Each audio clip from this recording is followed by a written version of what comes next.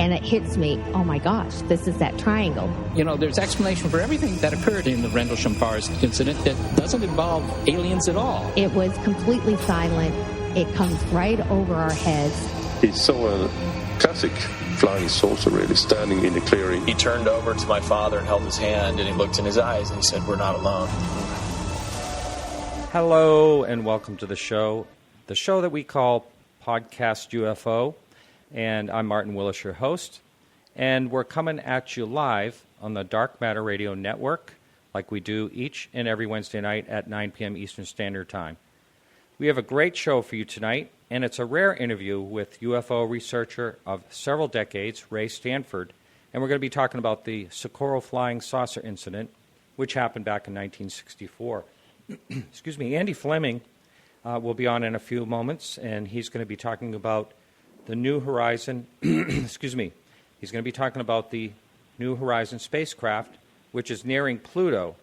And we're going to be able to actually see Pluto for the first time. This will be really, really exciting to see it close up. And you know that we're going to find alien bases there, right?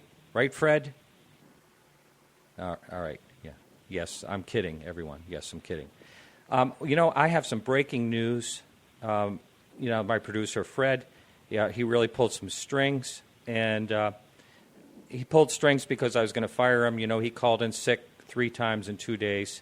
And, you know, I pretty much had it. But he was able to get us one heck of a newscaster. And I'm excited to announce that we have Alejandro Rojas. He'll be joining us every week from Open Minds. And he's going to fill us in on the latest UFO news. I'm really excited about this. So great job, Fred. I really can't believe it. Don't forget to sign in our chat room tonight, and that's at podcastufo.com. And we're just going to do one quick news story tonight. And it's the first crop circle. Why would I think there'd be crop circles earlier than now? But anyway, first crop circle, and it's in the Dorset wheat field. And it's sparking new interest in who the heck made it. It's a beauty. It's a nice geometric one, really abstract. It's about a 400-foot pattern, and it showed up overnight. You know, and I've always been on the fence about crop circles, but you never know. They're just one of these bizarre things, and this one is a beauty, and you can see it in our show notes if you go right to our podcastufo.com. And don't forget, again, to jump into our chat room, and we're going to be starting right now with Andy Fleming, and he's going to be talking about New Horizon. And hello, Martin, and listeners. Now, in July next year, NASA's New Horizon spacecraft will make a flyby of dwarf planet Pluto. Being so far away from the Sun, alien life isn't particularly on the spacecraft's agenda, but this little world will no doubt provide some fantastic surprises nonetheless. Pluto has never been visited by a spacecraft before, and New Horizons will revolutionize our knowledge of a world that is up to 7.4 billion kilometers from our Sun. In fact, it's so far away that even the Hubble Space Telescope's best images only show it as a sphere and a reddish color. Color changes hint at a dynamic world, but with no real clues as to what's actually happening. However, by April next year, the spacecraft that was launched in 2006 will be close enough to Pluto to provide images exceeding Hubble's quality. At closest approach in July 2015, New Horizons will only be 10,000 kilometers above the surface. At this altitude, if it flew over the Earth, it could detect individual buildings. However, spaceflight is risky, and this flyby will be no exception. Of interest to astronomers are Pluto's 5 known moons. They're Charon, Styx, Nix, Kerberos, and Hydra.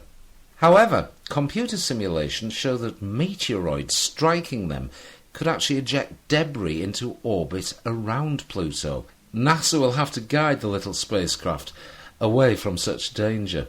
No one knows what New Horizons will discover at Pluto, but whether it's icy geysers, towering mountains, deep valleys, or even planetary rings, it's going to be a thrilling flyby.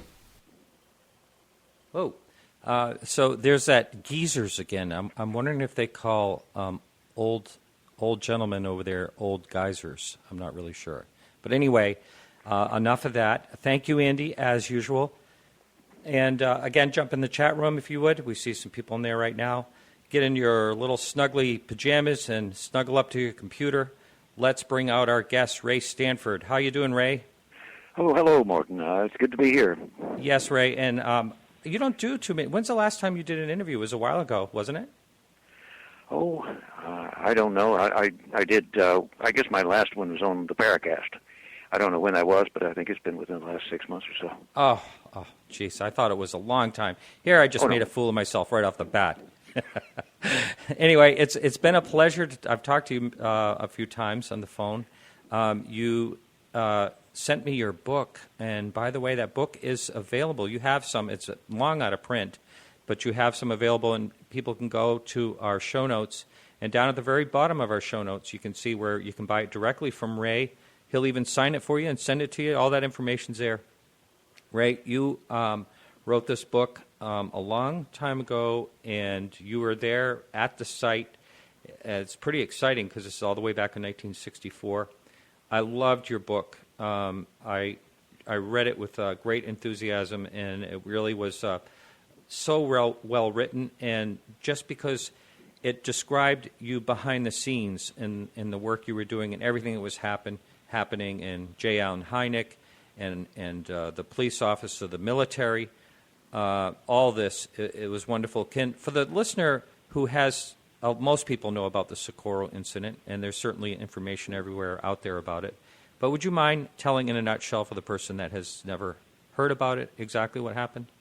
Okay, it's difficult to condense, but basically this was on Friday the 24th of April 1964, and Officer Zamora was following a young man in a car that was speeding and anticipating an arrest. And as he drove south,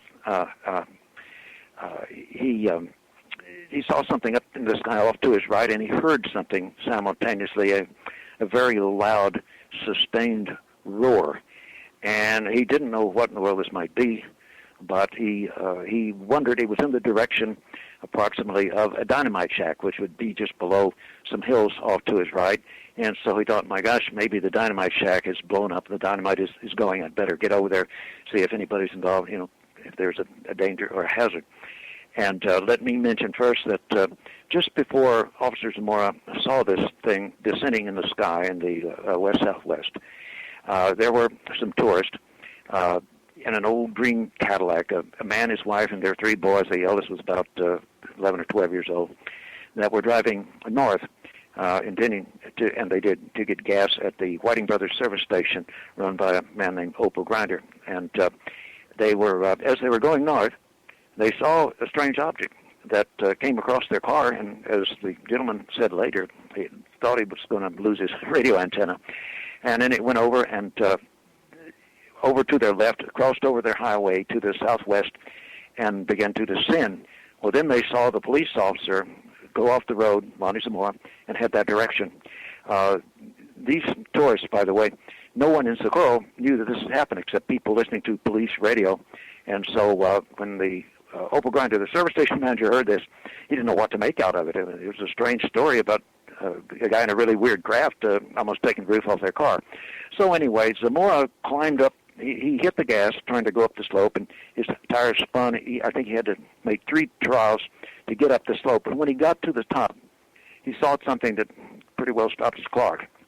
At first, of course, here's a man that had never believed, as he told me, in what he called flying saucers. And even after this, he said he didn't believe in flying saucers. And this one, by the way, was not saucer-shaped, but it was like an elongated egg and ellipsoid. But here this thing was down in the ravine. He could see struts out the side, but the first gut reaction was, oh my gosh, there's a car's overturned down there in the ravine. But then he noticed to his right side of it, as he's looking at it, right beside a creosote bush, 2 small figures in what he said resembled white coveralls. And he will go in later about the size, how he described these. But he immediately realized maybe what's happening, I better find out.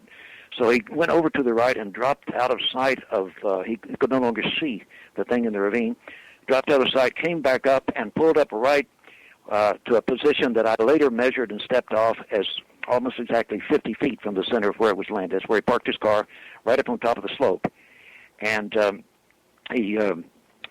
various things happened. He communicated with the police again, but he got out, and he took, I think it was about 3 steps. You'd have to check the book for details. And suddenly, there was what he thought initially was an explosion. He'd been in the military and trained when you have an explosion, hit the ground in a prone position, face down, belly down. And this incredible ground-shaking, body-shaking roar began, and he hit the ground, and he was relieved when he heard it continue, that it was not an explosion.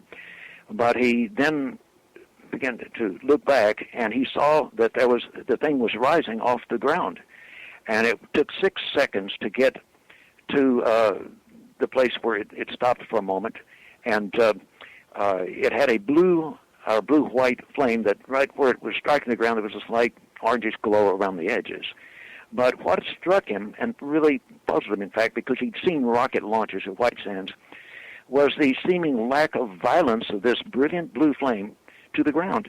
He expected that there would be dirt or gravel, sand, flying up at him, but nothing of the sort happened. He said there might have been a little dust, but he thought that was probably because of the high wind that was coming out of the west or the southwest, which is the direction really that it took off in, right into the wind.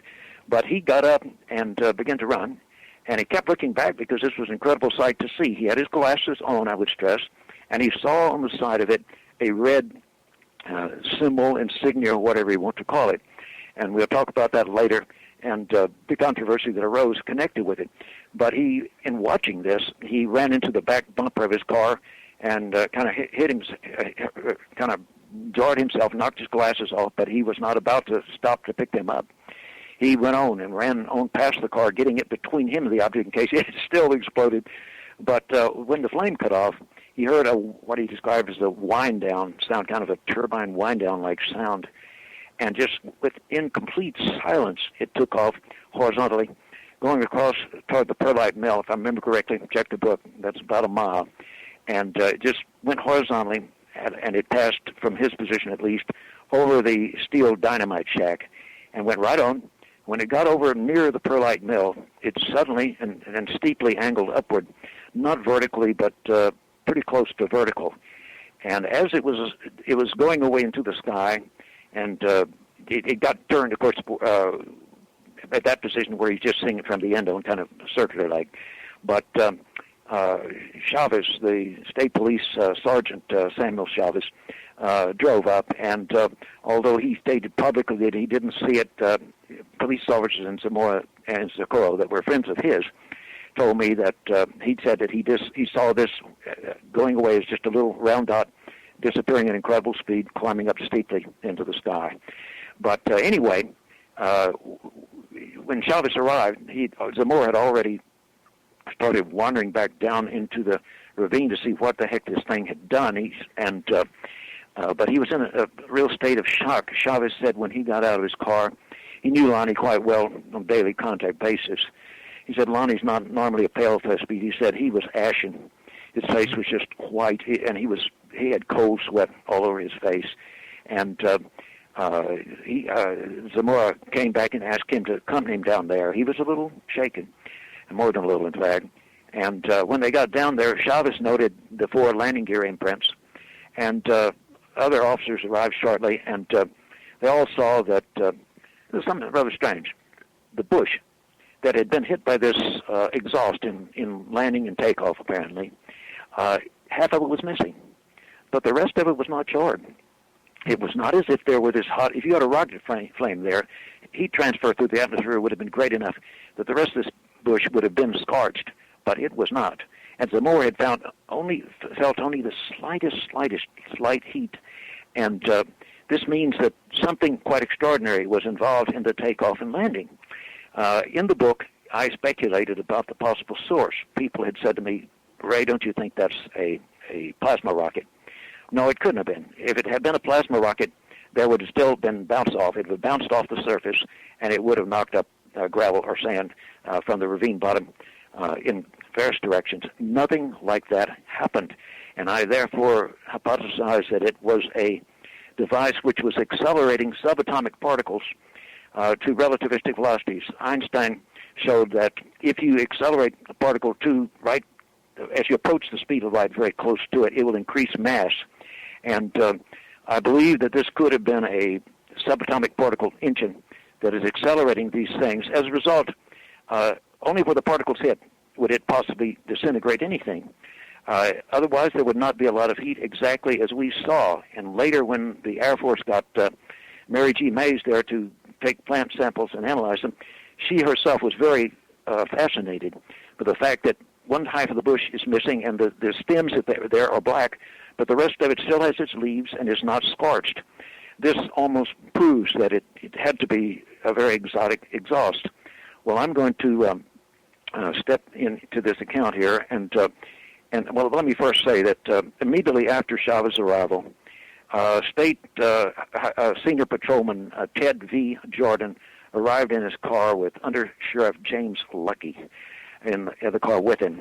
And they too saw Zamora being a very good police officer and a very good observer.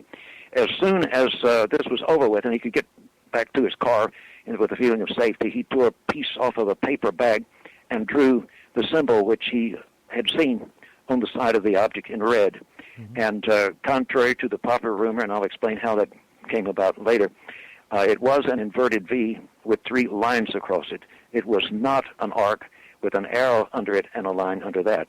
And not only did Chavez see this, but Ted Jordan and Lucky saw this, and other policemen that came later saw this, and they all described to me the same thing.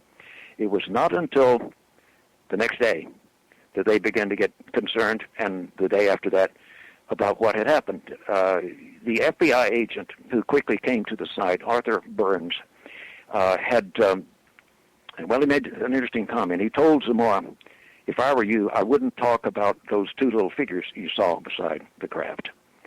And Lonnie was a little hesitant to talk about them for quite a while after that, because Burns requested this of him, or suggested it strongly. And after all, he was an FBI agent. Zamora had a lot of respect for government agents, as you'll see, because Burns had called to come to Socorro the uprange commander of White Sands, the integrated Holloman White Sands Range. His name was Richard T. Holder, Captain Richard T. Holder. And he got in there a little while after. Yet he didn't arrive immediately, but what he did, he had Zamora go. They went to the police station and went into a closed-door interview that even though Holder had a full day on the job with the Army, it lasted until around 1 o'clock in the morning, according to Holder's notes. And standing there with them the whole time was the FBI agent. And what happened here is that Holder suggested to Lonnie Zamora that it might be, well, if he did not describe the symbol in red, or whatever it was, insignia, if you want that term, on the side of the thing, and that they might come up with a substitute one. So that was done, and after that, Zamora began to describe the arc with the arrow in the middle of it vertically and a line underneath it. Ray, can I just ask you a question here? Why, if they were going to change the symbol, and I understand it's just like any forensic type of investigation or a crime investigation where they don't give out specific factors, because they want to make sure the next person has it right. Why did they even bring it up at all that there was any insignia? Because Zamora had told people there was. He had drawn it, okay, and the police officers saw it, and they were talking to people about it, but Holder was a good intelligence man. As you may know, sometimes this is done in police work. Release a little bit of misinformation, so the person comes along and tells a story. They throw in the misinformation, you don't have to listen to them. But if they give the right information despite the misinformation, you better pay attention to them. So Holder had a smart move there, and Zamora understood this. By the way, he was an intelligent, highly objective observer, and he agreed to this. And he kept that agreement the rest of his life. Wow. And I took flack, big flack, from everybody from Richard Hall and a lot of others saying, well, I was just making a lot of noise here, that they had called Zamora 2 weeks after the thing, or 10 days afterward, and he said it was an arc with an arrow and a line, so it had to be. But I knew that was wrong, so I gave a strong hint of it in my appendix of my book. But quite serendipitously, and 50 years later, almost 50 years later, I got an email from Captain Richard T. Holder, Jr., Captain Holder's son. And he said, I've been seeing the flack you have taken because you said that what Zamora was reporting after my dad talked to him was not the real symbol. He said, I want to tell you you're correct. My dad told me that he asked Zamora to change it, and Zamora agreed. And I've published, and you have, I don't know if you posted it, but I have a signed statement from Richard Holder telling about the fact that what his father did, and that indeed what Zamora was showing was not the real symbol. But he kept his word. He felt he was doing the government a favor, I would think, and he was that kind of man, and he kept his word to the end of his life. And someone had said on one internet gossip site, said, Ray claims he had a special relationship with Zamora, that Zamora told him the real symbol. That's hogwash. He never told me the real symbol, ever. In fact, I have a drawing he made for me of the arc with the arrow and the horizontal line. Early on, of course. This was early on, not years later, after he saw my book. But anyway, I learned this because I paid attention to what the police officers told me, the first arrivers, and they saw what he drew. And let me point out, the book gives a very graphic word-for-word description of what happened in the dispatcher's office when I talked with various policemen coming in there after it had gotten out that Zamora was saying that it was the arc with the arrow, which was not the real symbol. All the policemen were very upset. What they were upset not with Lonnie. They knew that the government had asked him. And you read a very accurate description of this in the book, My Talk with Lonnie Zamora. And when I talked to him in that first visit, right before I left Socorro, he didn't want to tell me. He said he had said he would, but he said no. I don't think that I can talk to you about it yet. But anyway, it's now all out in the open. And furthermore, as far as the question of an inverted V with 3 lines, you have kindly posted on your website the letter that Dr. Alan Hynek wrote, the Air Force official investigator there, that he wrote to the Foreign Technology Division at Wright-Patterson Air Force Base, Dayton, Ohio. And that was written on September 7th, 1964. And he was sending them an old advertisement from a new upstart company that was trying to find employees that never did become a really big company and get into aerospace much. They got into making photo cells, but to generate electricity from the cells. But they never got anything big, but they were advertising, and they used a symbol that was vaguely like the Socorro thing, like an inverted V, but it was black and totally different. It had a world in the center of it, or a circular symbol, and really wasn't the same thing. But Hynek sent it to the Air Force because he knew they were desperately trying to find some terrestrial source for this object that they could pin it on. See? So that's why there was so much talk about that symbol. Ray, can we just, in a second, I want to wind it back just a little bit. I want to ask you about the humanoids. But can you tell the audience how long it was before Hynek showed up, and then how long was it till you showed up on the scene? Okay. Hynek showed up. Hynek showed up. I think it was about. It was late in the day. I think it was even slightly after nightfall on the 28th of April. So 4 days after. That's correct. No, well, yes, the 28th. It was, and I arrived about. I think it was 2 hours after Hynek's arrival. Oh. Really? Wow. That was a very fortunate situation. Hynek knew me from years back in 1959, corresponding about important UFO 2 simultaneous daylight movie films of a so-called mothership type thing with smaller objects on July 20, 1959. And we'd corresponded extensively with it, and so he knew me. So when Lonnie strolled into the dispatcher's office at a break in the interview with Hynek, I spoke to him, and I said, well, please tell Alan Hynek that Ray Stanford's here. He said, oh, you know Alan Hynek? And I said, yes. Well, he told him. And a wonderful thing happened. Next morning, there was a closed session with Hynek, Chavez, and Zamora, of course, the primary witness, at the site, and nobody was allowed out there. But when I got there at the police station, I asked him if he couldn't communicate with them and see if I could come out. And Chavez got on the phone and said, absolutely not. This is a closed session with Dr. Hynek. Hynek got on the phone, took over the microphone, and said, tell Ray Stanford to come on out. Just don't bring anybody else with him. So that's how I got in on the initial interview.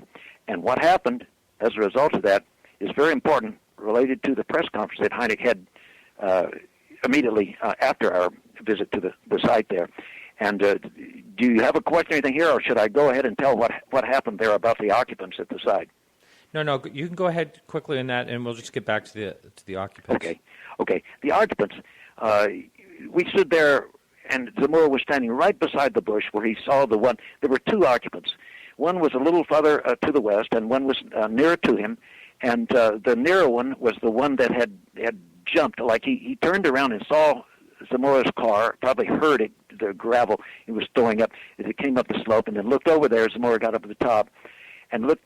Zamora said it jumped as if it were startled. But I quizzed him, as you see the verbatim record of it in the book, about what size were these two beings or whatever they were. And he took his hand and he held it under a certain limb of the creosote bush that was right there by the northwest landing gear imprint. And he said, well, his head came right under here. And he told us that they were the size of a young child, maybe a 10-year-old child. They were quite small, and both of them that size. And so there was no disputing. He saw that he didn't say they were white coveralls. He said there were things in what resembled white coveralls, a good objective description. And when we got to Hynek's press conference a little later, at I guess it was 1 o'clock, after our in-depth interview there at the site, Hynek completely denied that Zamora had ever told him he saw any occupants at all. And you can read in the book no, he mentioned, something that had a resemblance to white coveralls beside the instrument or device. Notice not even using the term craft or object, instrument or device. This reduced it to something very strange. But anyway, he lied right there, even though I had been at the site with him within 20 minutes before, and Zamora had described the height of these and told exactly how they acted and how the one had jumped. And here he was saying that Zamora never described occupants to him. Wow. We're if you're listening live, we're talking to Ray Stanford, and you can jump in the chat room at podcastufo.com, pose a question or two. And so moving on, the part that struck me the most was the actual physical evidence. Who was the first to notice that? Well, let me put it this way. We were standing there, and I was watching the time for Hynek's press conference at 1 o'clock, and Zamora, I noticed that he was kept bending down and kind of looking over at the northwest landing gear imprint, which we'd been standing by because he described the occupants who were standing there. And finally he bent on further down. He says, well, you'd have to see the exact quote in the book, but he said something like, it looks like the landing foot, I believe he used the term foot, must have scraped the edge of this rock. You see where it looks like it's broken.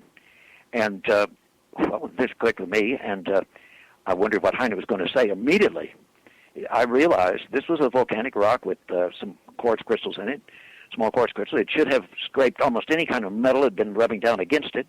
And this occurred to me, here's probably some metal.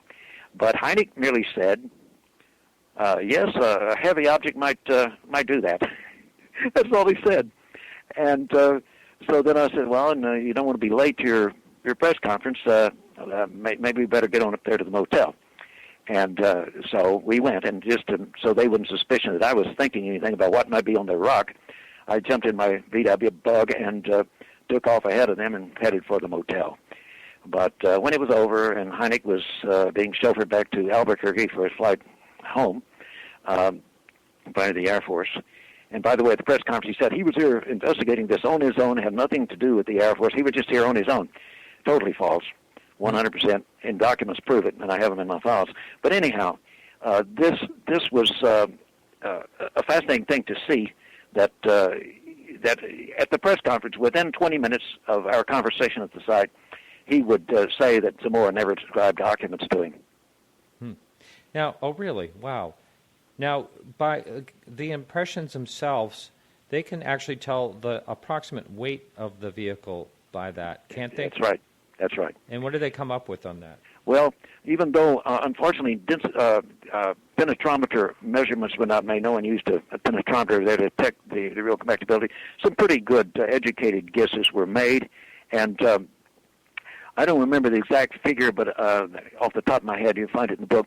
But I think it was, I may have been 10 to 20,000 pounds. I'm not sure. Check the book, not my memory after 50 years. But basically, a physicist friend of mine looked at the estimated weight, and then he calculated the volume from Zamora's description of the body of the object, and taking in for a little extra weight for the landing legs and gear.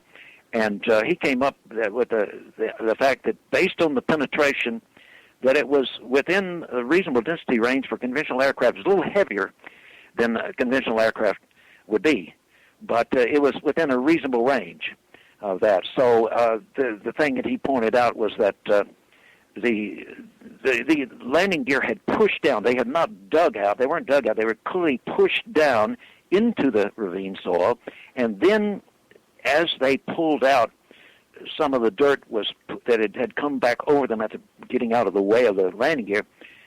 Some of it fell back in, but some was pulled to the side. And everybody noted, Chavez was the first to note this, and it impressed him, that you could see the difference in the light reflectivity, that you could tell that the soil was moist where it had been down in there and pulled out, that it was fresh, whereas contrast with the rest of the soil in the ravine was lighter color because it had less moisture.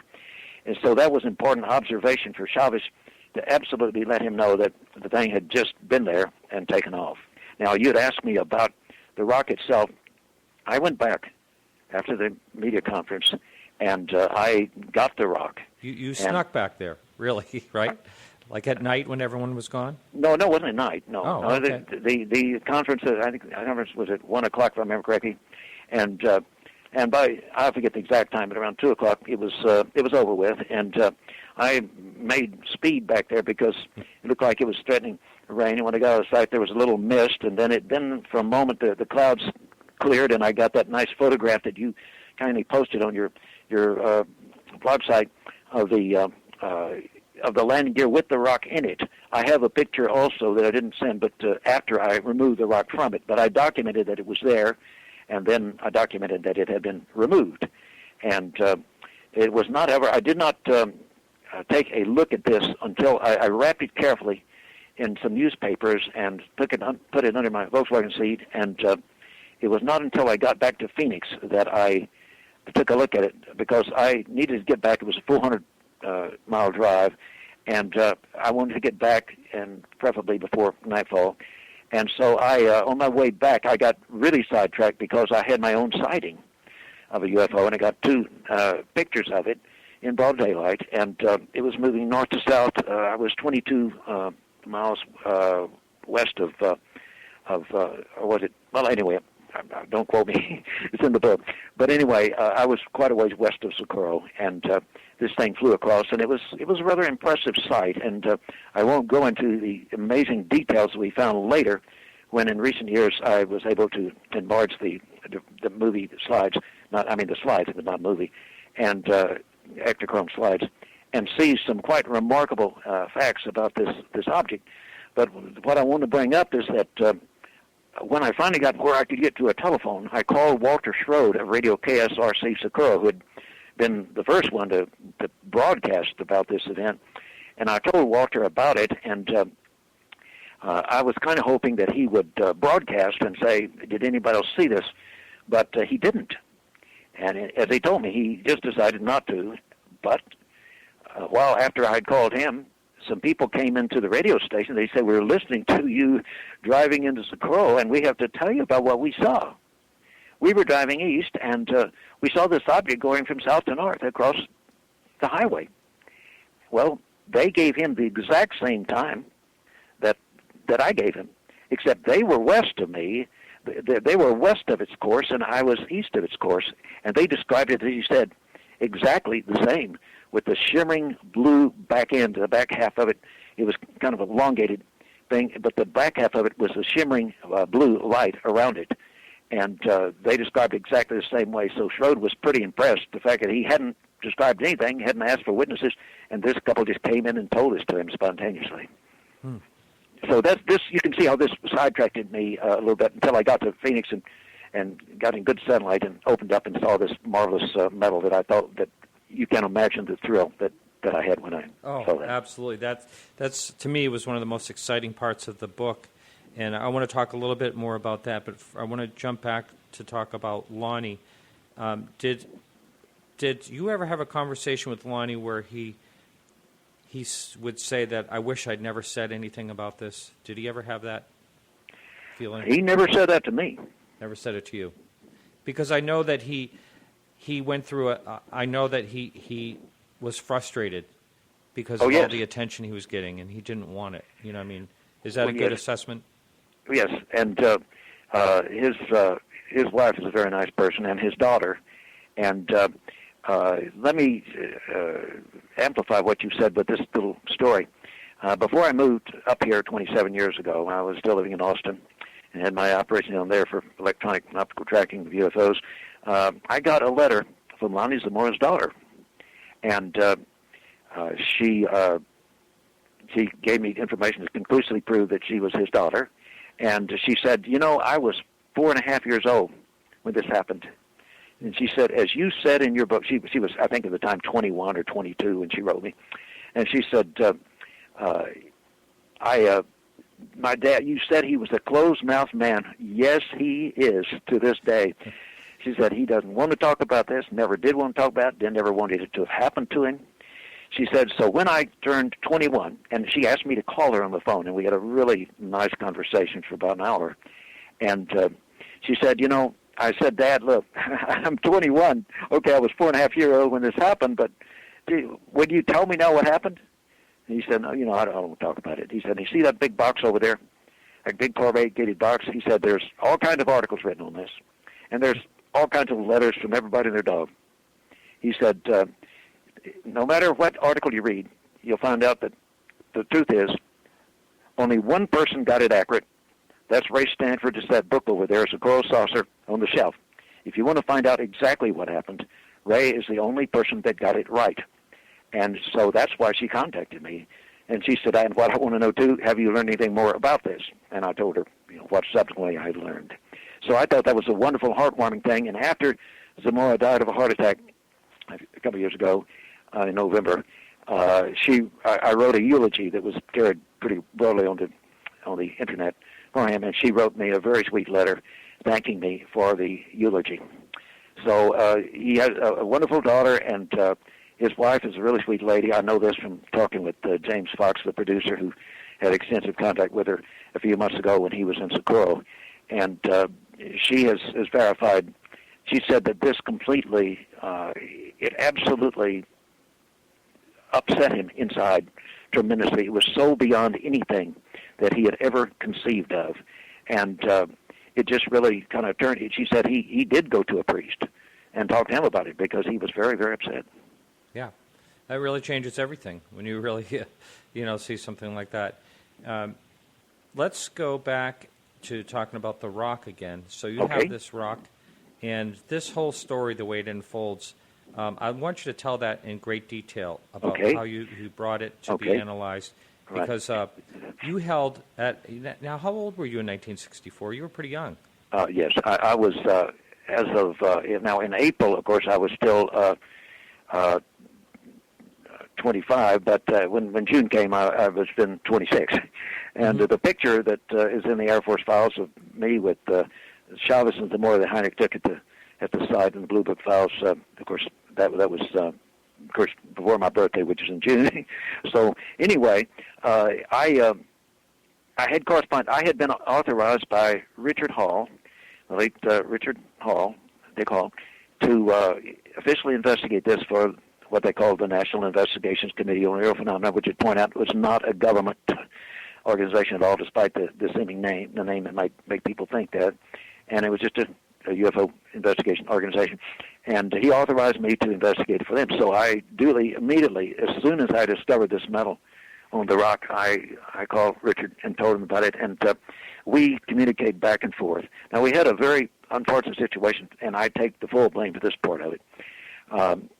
There were several, I think, in the book, I think it mentioned there were numerous tiny places on the rock where the metal had scraped onto little crystals that were sticking out, but there was 3 nice rolled-up slivers parallel with each other that had actually rolled up off the metal as it cleaved down the side of the rock by the landing gear.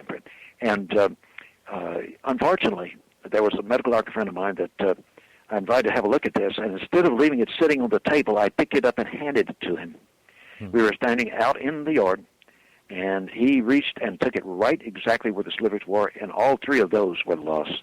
I mean, you know, at 26, at 25, whatever it was, you don't want to cry, particularly in front of other guys, but I almost did.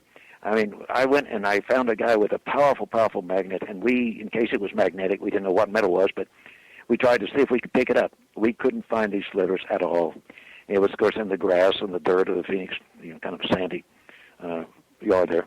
And we never found them, but at least we still had this on the rock, and so it became much more of a choice, a test to find the right thing to do with this because there was so little of it. And eventually, Richard told me that he had been contacted by the person that turned out was the head of the Space Systems Division at Goddard Space Flight Center, Dr. Henry Frankel, and who's deceased now. That's a long story. But he had said that he would be willing to do analysis on this, and Richard said, I believe we can trust him.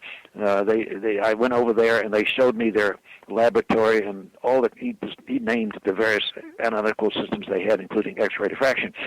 So I said, well, okay. I had to be up in Virginia anyway, in that area, as a counselor for a summer camp for kids.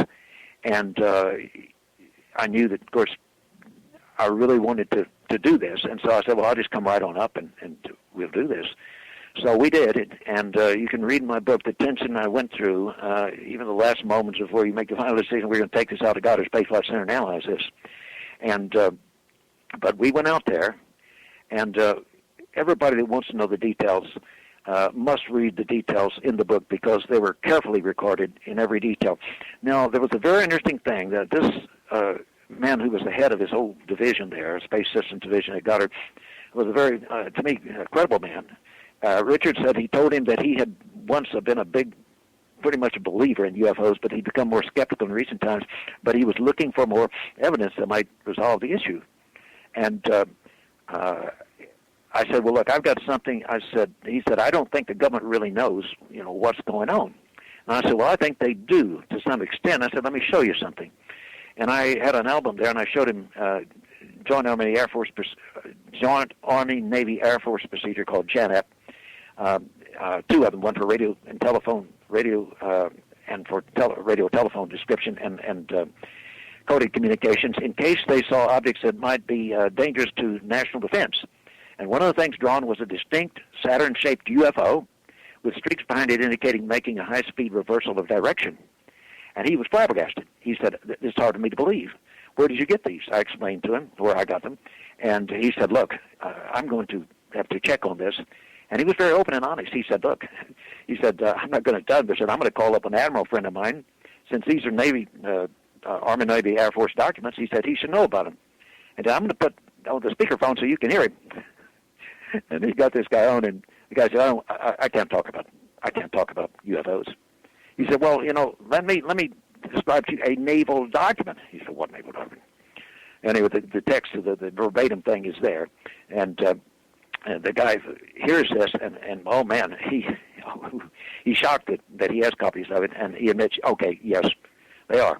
And he said, I'm going to talk any more about this. And so that was the end of the conversation. But Dr. Frankel admitted that this really shook his skepticism when he heard this guy who'd known for years, this admiral, confirm this. And I like Dr. Frankel, and I want to say this now. Even though there was a cover-up of the findings later, I believe that he was forced to this. I don't believe he wanted to. So what happened is we took the rock into the laboratory, and we set it under a binocular microscope, which enables you to see things very three-dimensionally. And we all looked at the metal, scraped on the rock. We turned the rock around in various positions. It was not pseudo-metallic refraction from quartz crystals, anything like that. It was clearly metal. In fact, you can read in the book which one said this. I forget which one of the... There was two assistants and Dr. Frankel himself there. I forget which one said this, but they commented, and the other one said, yes, it looks that way, that some of the metal looked like that it might have been in a slightly molten state when it was smeared onto there, which, of course, these things, if you consider that they might have been folded in toward where this big exhaust was, if it got in just on the edge of this thing, you might have had some effect like that. I don't know for sure, but that's a possibility. I think there could have been a strong microwave component from if it's the type of engine that I thought it was. Anyway, that's what they thought it looked like. And they said, okay, now we need to get this stuff off the rock, and we'll be putting it over the weekend under radiation, and then on Monday we will do X-ray diffraction test. And I said, wait a minute, I want to make a request. I don't want you to take all of this. And would you promise me just to take half of it? And he said, yes, okay, we'll take only half of it. I said, be sure and leave me the other half. He said, no, you'll go over the cafeteria just right across the parking lot there. And that was in Building 2 at Goddard, which no longer exists. He tore it down recently. But anyway, we went to the cafeteria, and I felt very uneasy. Something just told me something was wrong. But when we got back over, and I asked the guy for the rock, and he said, well, it's over there in that place. And so when we got it, there was no metal left on it. And let me tell you, that was one of the low points of my life. Sure. And I began... You possibly had the most outstanding evidence ever in your hand. That's right. And guess what? I mean, it oh gosh, I can't tell you how it was. And so I immediately said, look, you promised to leave half of this. And Richard Hall, you can read the exact verbatim quote in the book. He came in and he says, don't make a scene. Don't make a scene. We may need these people in the future. Don't make a scene. Hey, they just took all of the Socorro metal and I don't make a scene? I'm sorry, Richard. And, but, so finally, after Richard's protest, and, you're going to cause problems for us, and blah, blah, blah, blah. So I backed out and took the rock and put it back in its canister without the metal on it, and took it back ultimately to Arizona. But anyway, let me follow up some. Okay, here's what happened.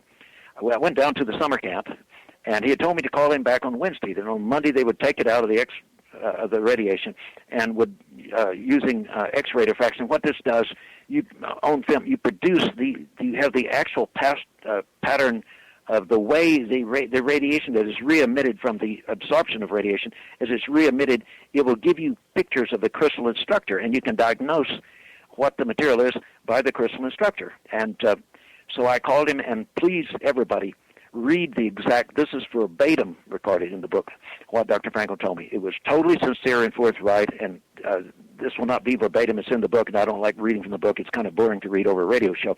But basically, he said, Ray, he said, I think that you were of the impression that this might be an extraterrestrial object. He said, well, this analysis would tend to support such an interpretation because, and he stressed this, he said, we're the ultimate authority of what is and isn't made on Earth in foundries. We have a list of, so far as we know, every foundry. He said, no one could claim to have a better list. We have the list of lists. And he said, this is the zinc iron alloy, and it is not manufactured on any foundry on Earth. He said, so it would certainly lend itself to the extraterrestrial interpretation, if you want to interpret that way, because he said it is quite strange that we can't find it. And he said, furthermore, it would make a nice corrosion-resistant coating for our landing gear. He actually said that. So that was great. And I was wondering, he said, now there are a few little tiny traces of elements in there other than the zinc and the iron. He said, for the most part, it's basically all zinc and iron, but they're just tiny traces. He said, we're going to be doing a few more tests here. He said, call me in a week. He said, it'll probably not take nearly that long, but call me. Well, make a long story short, when the week was passed, and I called him, they said he wasn't available. read it in the book verbatim what happened, Yeah, what I was told. And then the next time she said, well, he's in a security conference. He cannot talk to you. He's in a security conference. I wonder, wait a minute, what's going on? Well, here's what I believe happened. I then finally, after keeping calling, one of his assistants out of the lab called me and said, Dr. Frankel is no longer involved. I have called to give you now get this, Dr. Frankel said this is all being done before the analysis was done unofficially. I can't justify expenditure officially, but it's being done unofficially, you see. Okay. Well, this guy calls me, and he's named in the book. He tells me, Dr. Frankel is no longer involved, which is an interesting statement in itself. And he said, I have called to give you the official conclusion. It was all a mistake. All we analyzed was, we just saw it on the thing. It was just a refraction from quartz crystals. It's silica dioxide. Well, I knew immediately. I knew about X-ray diffraction and that had to be false. So as soon as I got off the phone, I called Dr. P.E. Smith, head of the Department of Chemistry at Del Mar College in Corpus Christi. And I said, I didn't want to give him a loaded statement. So I said, look, I'm not going to tell you what this is about, but it's just some metal that I took to Goddard and they analyzed. And they said it was, with X-ray diffraction, that it was a zinc iron alloy. And then I told him about the mistake they claimed they made, and it was silica dioxide. And he said, well, I don't know the situation, but he said either they were lying to you or they were intoxicated on something, because that's impossible. Well, let me switch forward to Alan Hynek called me in Phoenix, and some months later he says, Ray, I want you to, if you would like to, attend my address to the Northwest University Founders Day reception of the big resort here north of Phoenix today at noon. I said, I'd be delighted. And so when we got together, he said, well, Ray, he said, what did you find out from Dr. Frankel at Goddard about the metal that was scraped into the rock? Well, interesting. I had never told him, but he knew it was Dr. Frankel. And I said, well, and I told him exactly as I just told him. I said, that's what they claimed, that it was all. Ray, he said, Ray, look. He said, if I were you, just forget the disclaimer. He said, I know about this kind of analysis. And he said, that mistake could not have happened. Just accept the original statement and forget the rest of it. And I believe, my personal take on it, I can't prove it scientifically, is that Dr. Frankel was totally sincere and that he would love to have told me and given me a confirmation of this.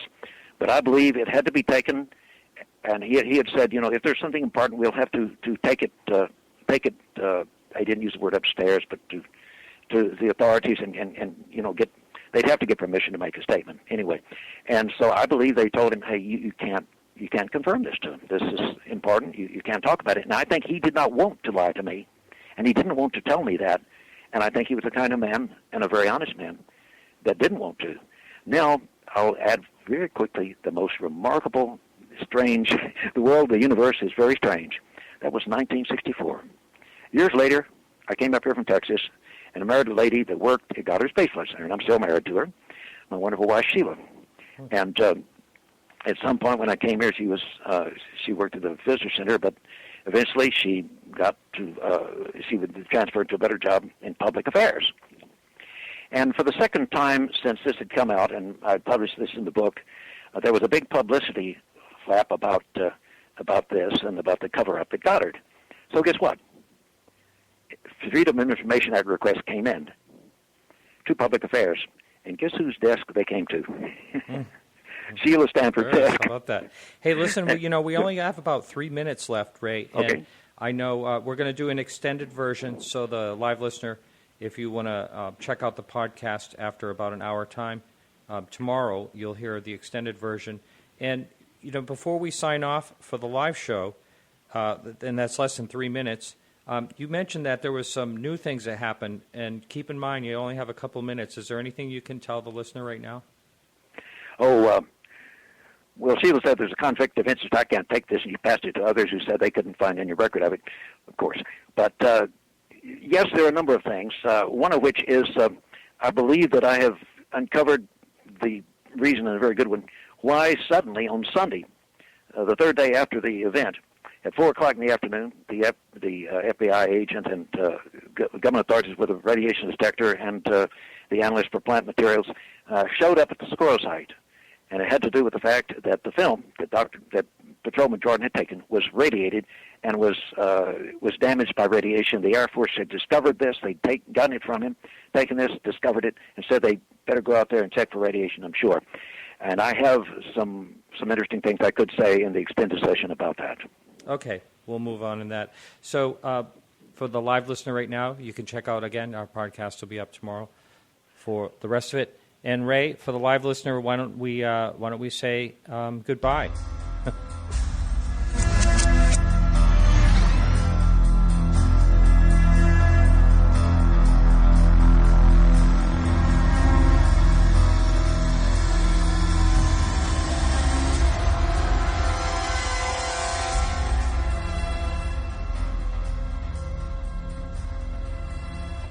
Okay, welcome back. This is the extended version with Ray Stanford.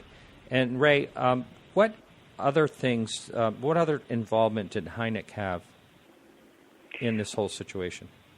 Well, it was quite interesting because he returned to Socorro on the 15th of August, 1964, and in the official files of Blue Book.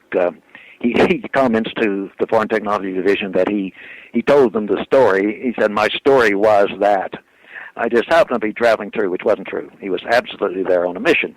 And anyway, he came into town. He had certain more things he wanted to check on and to see if Zamora's story had changed or if he wanted to say anything more than he'd said before and so on. And but Zamora was loaded with a question. You see, I came into town on the 26th of August, and a few days after that, and when I went by to see Ronnie Zamora, who had agreed to give me a statement about the metal scraped onto the rock, about the rock, pointing out the rock that was broken there, I found the metal, and subsequently, and so Ronnie said, he said, Patrolman Jordan is New Mexico State Policeman Jordan is quite upset. They took his film that Friday night. He took the pictures immediately, practically after the thing took off, and they took his film, told him they'd give it back to him after they copied it, and it was never returned. So he asked me to ask Hynek if I ever saw Hynek again, what happened to his film and why it wasn't returned. So when Hynek came into town on the 15th, Zamora asked him. And he said, well, you can tell Officer John that the Air Force could not return his film because it was damaged, seemingly fogged as though by radiation, and it looked like this effect might give clue to an exotic propulsion system, and they could not afford to get the film back. And that's what he told Jordan, and Jordan gave me a signed affidavit confirming that. Well, I decided to confront Hynek. I only had the word from Zamora and from Ted Jordan that Zamora had told him what Hynek told him. So when Hynek was visiting Austin, our office headquarters down in Austin, there had been a news crew in from Houston that had taped me regarding our field activities with our instruments and for tracking UFOs, and I had asked them if they'd do me a favor and record for me an interview with Dr. Hynek. So we sat out in chairs in front of the big, nice new office building. We had offices there, and I confronted Allen with what Zamora had told me, and that I had an affidavit from Ted Jordan about this, and he confirmed yes. That is what the Air Force told him. Now, here's the guy that was the chief scientific consultant to the Air Force Project Blue Book going on. This is a television picture of him in high quality, confirming that the Air Force said that it was radiated. Well, it didn't dawn on me until a little later when I was writing the book that there's a connection. The film was taken Friday night, and they would have to have a little time to develop it and take a look at it. But that was Friday. Maybe it was processed Saturday morning. They took a look at it on Saturday. But all of a sudden, suddenly, not on Friday night, not on Saturday morning or Saturday any time during the day, but on Sunday afternoon at 4 o'clock, the FBI agent and Major Connor and another Air Force officer from Wright-Patterson, and the lady who did the analysis, Mary G. Mays, and Zamora showed up at the site with the radiation instruments checking for radiation. Why, all of a sudden, after this time, normally you would, if you had some radioactivity you want to check, you'd check it right away. Mm-hmm. Well, all of a sudden, taking everybody out of their normal home activities of rest on Sunday at 4 o'clock, getting them out there at the site, and it was quite cool and windy. You can see Mary Mays is holding her arm. She's shivering. And why? Well, I believe it's because they found the effect of the radiation, and they wanted to see it was not still there. It's very important, the fact that they said they didn't get much radiation. Well, this is to be expected. Let's analyze it. I had theorized that we were dealing with subatomic particles having effective propulsive mass because they were accelerated to relativistic velocities near the speed of light. Well, these particular these particles at these speeds hitting the matter in the ravine bottom would create isotopes. However, most of the isotopes would be extremely, if not all of them, extremely short half-life, theoretically, and therefore they would drop off very rapidly. But Officer Ted Jordan's film, was taken almost immediately, within 5 or 10 minutes after the thing flew away. But the next morning, Sergeant Chavez, New Mexico State Police, took pictures with his Polaroid, and there was no problems. Well, if this was what I think it was, that might well be expected. And in fact, there's a professor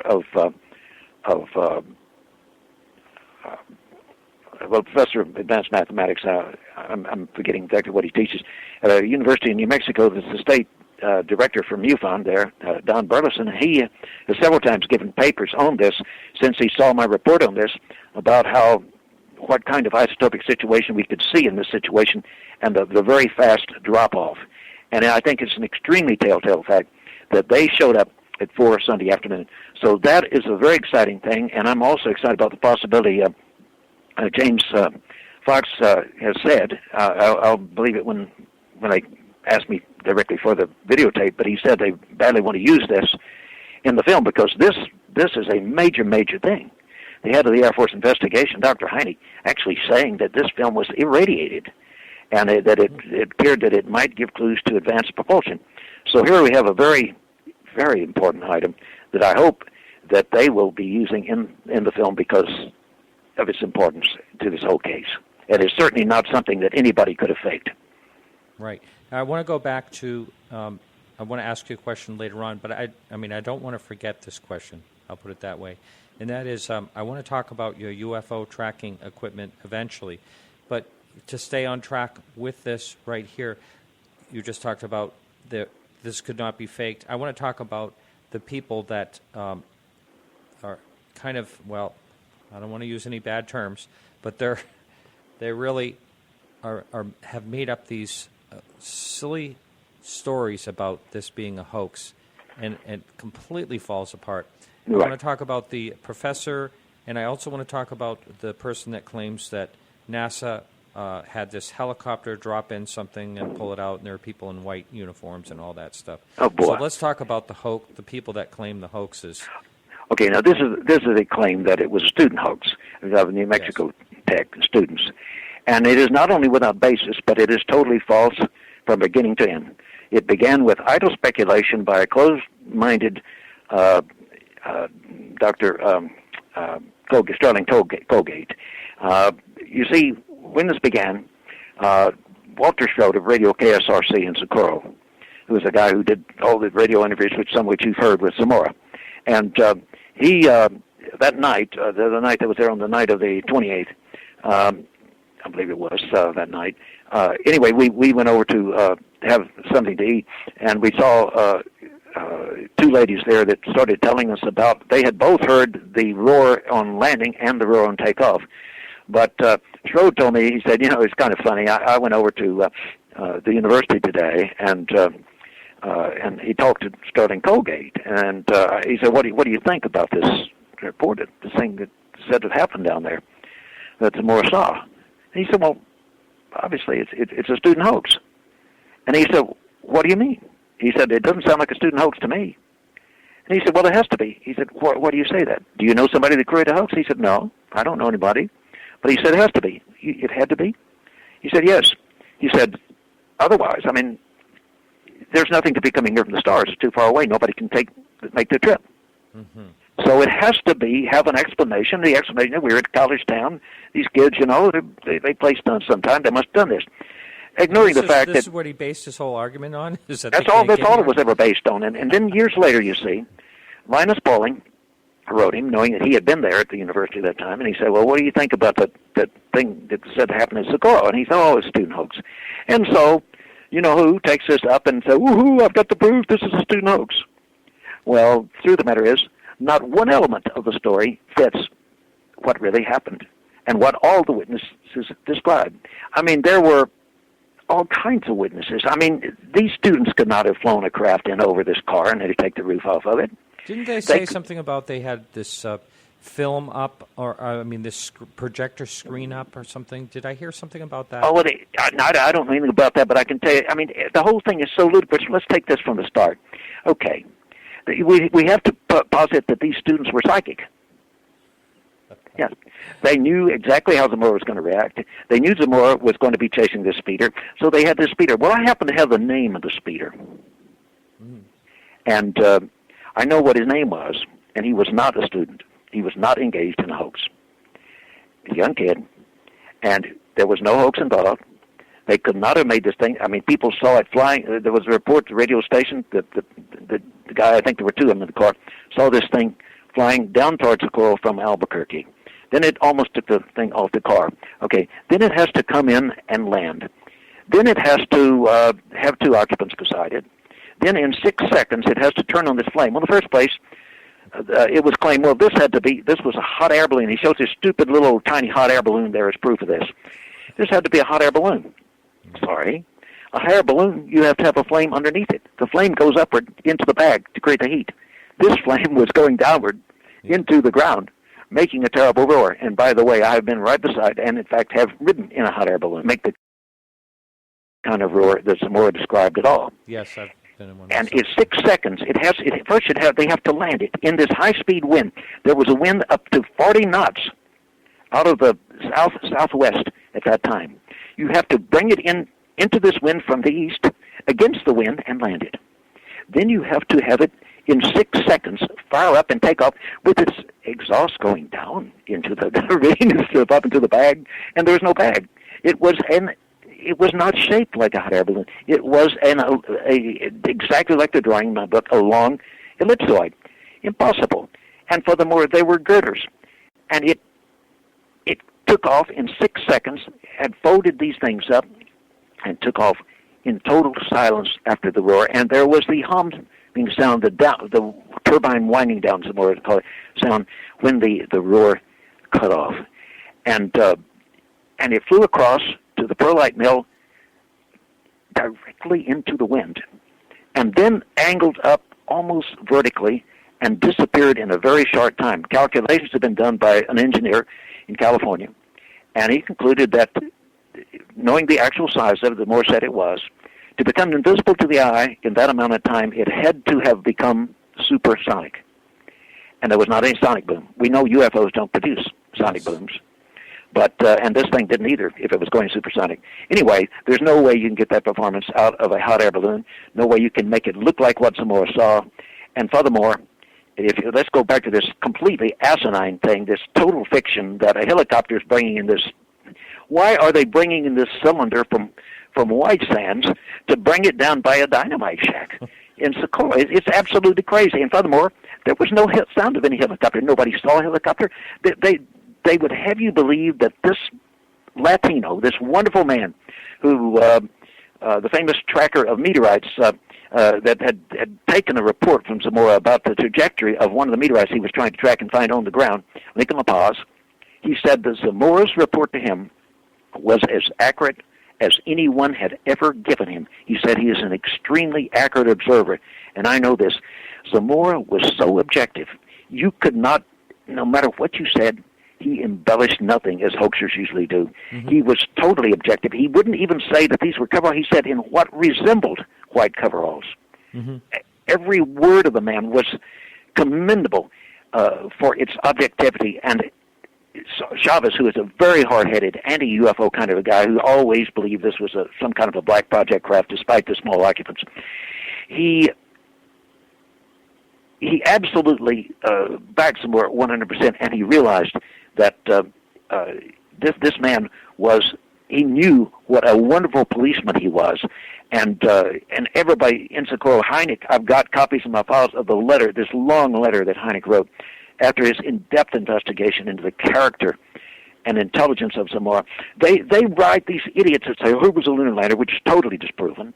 The Foreign Technology Division disproved that right away. But I want to say something. They took this so seriously that I'm going to turn around here and look at my second computer screen here and see at a document that I have up here just for this purpose. On June, let's see. June. I'm trying to get the dates here. In June, anyway, early June, just before June 6th, there was. Hold on, let me. My eyes have been focused on a different screen. Let me. There was a secret conference at Holloman Air Force Base. This was secret. Now, the documents related to it, trying to get the thing organized, have no secret content. So they were. One was classified simply as confidential, and it was later declassified some years later.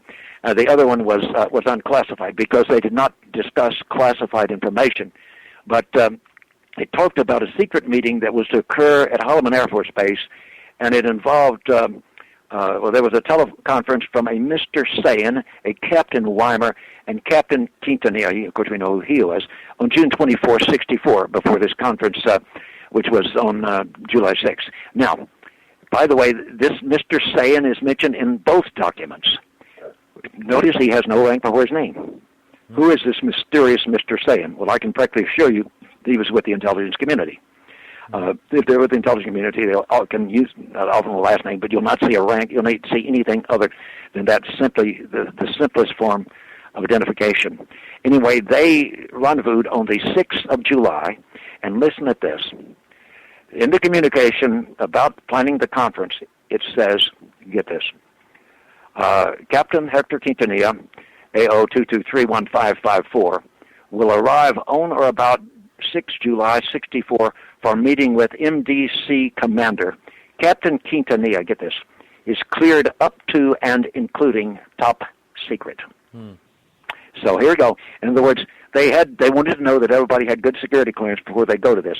The reason was that they were going to try to find out, they wanted to find, as they say in the other letter here, a rational explanation for this.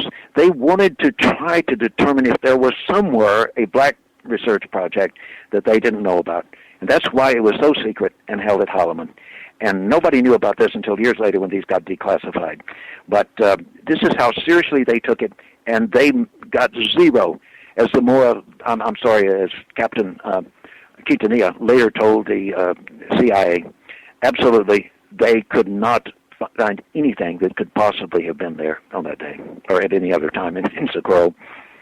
Yeah, one of the things you're talking about this NASA lander there, and why, you're right, why would it go out of White Sands? Because White Sands is huge. There's no reason for it to go off a military base. Absolutely. It's insane. I mean, I don't know what these people are smoking or drinking or injecting that are making these kind of statements, but this is totally irrational.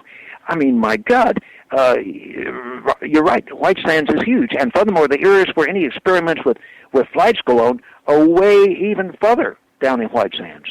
Mm-hmm. And there's not a chance they were up in that area. Is the name Bragdalia? Am I saying the name right? I'm sorry, what's that? The name, is it Bragdalia? Are you calling a person's name? Yes, the skeptic. The one that was causing a lot of trouble with this whole hoax. Oh, no. Oh, you mean the one that claimed it was student hoax? Yes. Oh, no, his name is Anthony Bragalia. That's Bragalia. Right. Now, why did he have such he really went at this thing hard.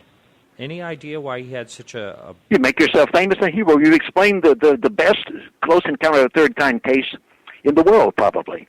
The one that's most highly regarded, certainly by the United States government, at least by Blue Book. And this was the straw that broke the camel's back with Dr. Hynek. He told me that himself. I mean, he'd seen some things that bothered him. But man, when he met Socorro, when he went to Socorro and he met Zamora, and he then talked to other people, and there were other witnesses. That this was something that he couldn't put into an explanatory box. This is the case, and so this guy who's been in UFOs for a few, he suddenly pops up mysteriously, I don't know out of where, but he suddenly pops up on the scene, and all of a sudden he starts making incredible claims that nitinol was discovered from the crash at Roswell, that as a result of what they found at Roswell, nitinol was developed. Well, as far as I'm concerned, that, like the other claims that someone else made, that solid-state electronics came from there, I don't believe for a minute. But in any case, it is he suddenly comes up, he becomes, in the minds of the skeptics, oh, the great hero has explained Socorro, when not a single of his facts have any relevance to the case.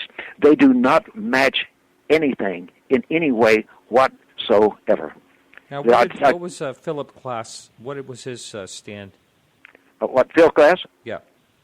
Well, Phil, of course, the first thing that he claimed was that this was simply a plasma that had escaped off nearby electrical lines. Ho, ho, ho. Well, if you're ready for that, yes. And I have letters. I was corresponding with Phil in this time period. And so he actually claimed this. And so, you know who, of course, the chief atmospheric physicist at the University of Arizona at Tucson, the late Dr. James McDonald, you know who he was. Yep. A wonderful researcher. Mm-hmm. He was way beyond Hynek in his proper scientific and intellectual approach to this. And he tied into Phil Glass, and he said, look, fella, I'm the scientist that knows about atmospherics. And what you have proposed is absurd. And Phil Glass backed down like a little dog with his tail between his legs, running off. And so then he says, well, okay, it was a hoax. That dynamite shack was on the mayor's land, and he wanted to make a big tourist attraction. He wanted to use this as a tourist attraction, and blah, blah, blah. Well, the truth of the matter is, it was not the mayor's land. The truth of the matter is, irrelevant. Socorro never sought to promote this, never sought to get any kind of these silly conferences like those guys down in Texas are having, sensation things with everything from a carnival to people dressed up like fools and so on and so forth. No, Socorro never sought this, and the people there take this case with great seriousness to this day. There, you might encounter people who still believe it was a black project thing, but everybody takes this. I mean, the people you talk to, they all of them know that Lonnie was on the level and that this was real, and they know neighbors and people that heard this. And there were, by the way, Lonnie Zamora also knew another person that actually saw it as well in the landing. Mm-hmm. Mm-hmm. Now, how has this thing, we talked earlier about how it sort of changed, well, not sort of changed, it totally changed Lonnie Zamora's life. How has this changed your life? Well, here's what it did to me. I had way back in understand, I've been at this for 65 years, and I had been interested in it before that. I got interested at 9 years old, and I'm 76, figure out the years. But I got actively involved. I started an organization. I used to believe that these were Russian secret weapons. I'm talking about the late 40s. And then I read Donald Kehoe's first book, and then his second one, and it convinced me, okay, these have to be from somewhere other than the Earth. No idea from where, but from somewhere. Well, then I'm looking for an answer, and I got taken in by the hoaxes of George Adamski, which he subsequently, to his credit, confessed to me, and even took me into his so-called workshop and showed me where and how he faked his mothership photographs. Really? And he told me the whole story. I mean, a whole lot of it. And so I said, podcast in itself. Right. And I said to myself, my God, man, you've got to get this at a level that communicates to science. And here's what I decided. You have to get electronic and optical equipment to monitor these things, to get hard data that speaks to physical scientists. Do you know, it's so absurd, these people that run around, disclosure. Well, Kehoe talked disclosure. Everybody and their dog is talking disclosure, but it hasn't got anywhere because politicians are politicians. Mm-hmm. And they're also controlled by money. Oh, yeah, and, absolutely. And it's absurd to look to politicians for an answer to this. By God, get out there with the instruments, as we have done. I've got stuff, if I can get you down here to see it. I can't talk the names of some of the high-level scientists that have seen this, but because I don't want to speak for them. But I can tell you, everybody knows that I have diagnostic photon material. But if other people, the instruments that we put together, we had over $2 million in instruments and systems and facilities. back in the 70s and into the 80s down in Texas. I still have here the recording gravimeter, recording magnetometer. They still work beautifully. I have spectrographic camera and other cameras, of course. And but we went out there with that equipment. Today, you can get better equipment for less money. Sure. And as you know, Douglas Trumbull is seemingly going the right direction. But my God, I feel sorry for the guy. Someone that I know, a wonderful person, wrote him and told him about my stuff, and he didn't even answer him. I can help him. I can show him the physics and the things, the instruments, exotic, specific things to look for with instruments that will give records viable, that will communicate to physical scientists. And I will quote one major scientist. This man was head of the, the School of Applied Science and Engineering of one of the most famous, highly esteemed universities in the world. And he saw just my first daylight color movie from an airliner, 12-77. And he said, look, your UFO researchers who live in a fantasy world may never, ever understand this. But he said, have no fear. Any scientist that has done research in applied plasma, particularly pulse plasma, will know immediately that you have filmed the most gigantic conceivable pulse plasma engine operating in the stratosphere. Everything is right. And this is the fact.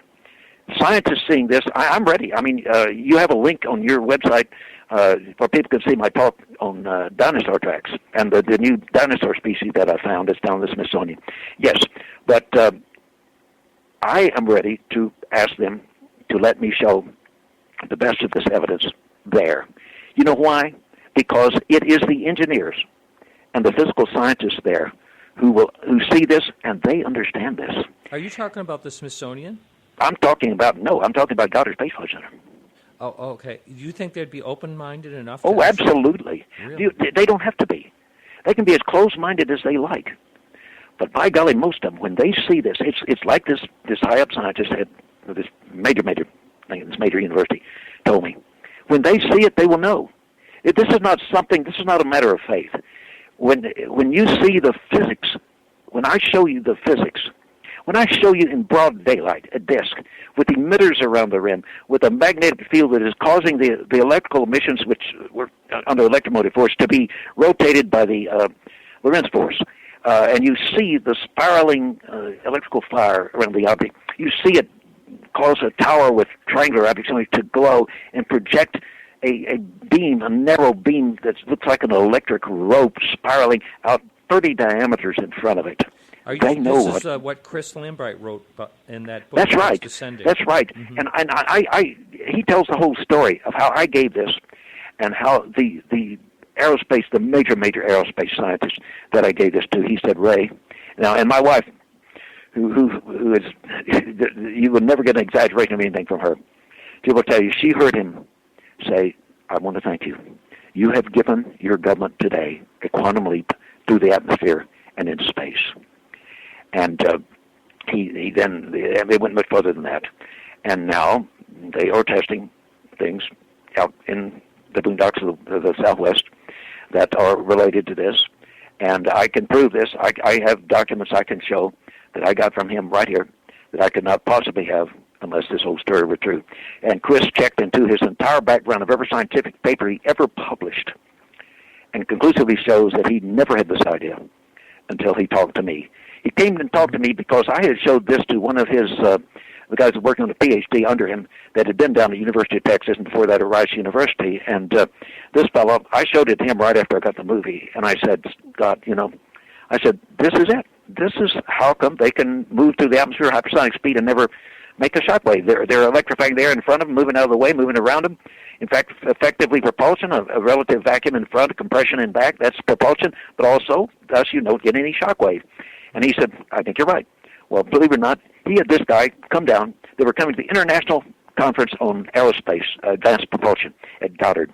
He spent more time here that week with me than there.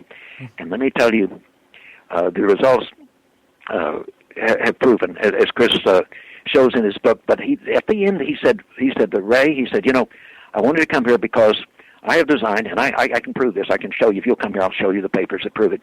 He said, I have designed for the Air Force a spacecraft magnetodynamically propelled to take off without any fuel, powered by a beam from the ground, to go into orbit and come back down. But I said, you know what? He said, it's magnetodynamically propelled just like the object that you filmed. But he said, we don't know how to land it. Yeah. Because when we open the landing gear around the rim, and that plasma is swirling magnetodynamically, it will create chaos, and this could crash the thing, kill the pilots and everything else. I said, I know that, sir. I said, but you got to do what they do. Let me show you. And I showed him a picture of a drawing, multi-witness case. We're landing with occupants we're seeing in a tropical country in Central America. And I said, look here. The engineer, if it were aerodynamic, would put them out on the rim, but you can't because of the whirling of the plasma. You've got to put them in the magnetic vent where it's still, in the magnetic vent out the bottom. Well, listen, my friend Scott called me 2 days later, and he said, Ray, I wish you could have seen it. When Professor and I got back up here at around 2:15, 2:30 the other morning from your place, he said he ran up the stairs to the electronic drafting machine, drew in the schema for the new landing gear placement, and sent it to Wright Patterson immediately. How about that? I will show you what he sent me then. Once he then put it into his presentation of the paper, that 2 months later or so, he presented down at Goddard, downtown at a major aerospace advanced propulsion conference, and he sent it to me because he delighted me. He had drawn the landing gear in exactly where I told him to put them, and he said, "I thank you because we had no idea how to land this thing." Wow. Well, Ray, thanks so much. Really enjoyed it today talking with you. That's it for the show today. If you missed any part of the show, you can catch it as a podcast and a whole bunch of other free podcasts on our website, which is Podcast UFO. I want to thank everyone for helping out with the show today. Our guests, Ray Stanford, Keith Rowland, producer for the Dark Matter Radio Network, Andy Fleming for the Astronomy News, Carrie Lloyd Whitehouse for our music, Peggy Shunning for managing our Facebook page. Remember to like us on Facebook for all the latest UFO news. Next week we have Sheila Aliens on, and we'll have Alejandro Rojas on. I'm excited about that, our new newscaster. And he's just going to help us out. He's still, of course, doing his thing over there at Open Minds. And don't forget to come back at 9 p.m. next week, Eastern Standard Time, and jump in the chat room at Podcast UFO. This is Martin Willis, reminding you to keep your eyes to the sky.